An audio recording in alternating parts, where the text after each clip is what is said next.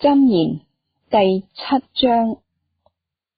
我兒，你要遵守我的言語，將我的命令存記在心，遵守我的命令，就得存活，保守我的法則，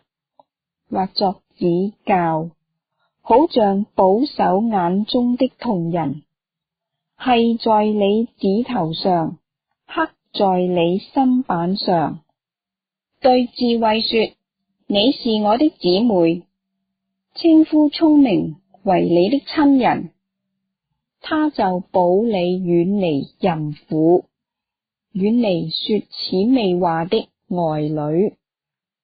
我曾在我房屋的窗戶內，從我窗棂之間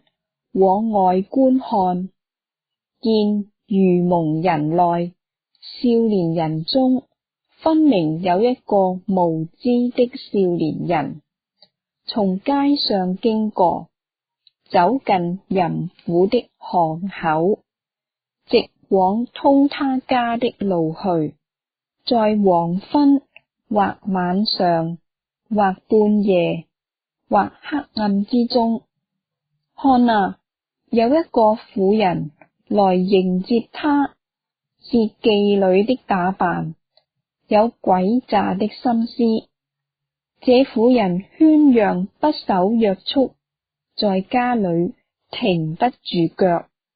有時在街市上，有時在寬闊處，或在各巷口蹲伏，拉住那少年人，與他親嘴，臉無羞恥對他說：平安祭在我這裏，今日才還了我所許的願，因此我出來迎接你，懇切求見你的面，恰巧遇見了你。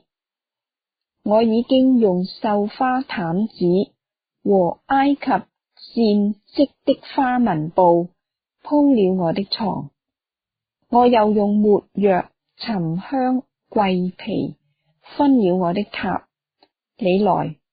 我們可以飽享愛情，直到早晨。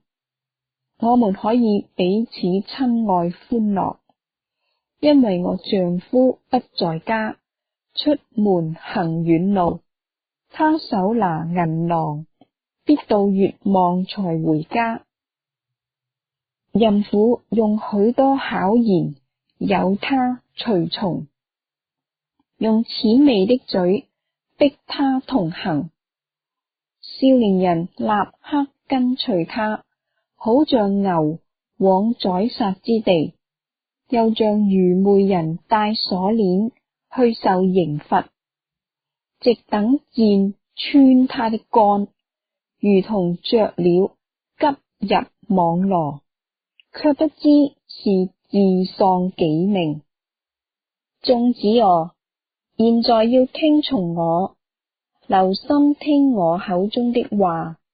你的心不可偏向淫婦的道，不要入他的迷途，因為被他傷害輔導的不少，被他殺戮的而且甚多。他的家是在陰間之路，下到死亡之宮。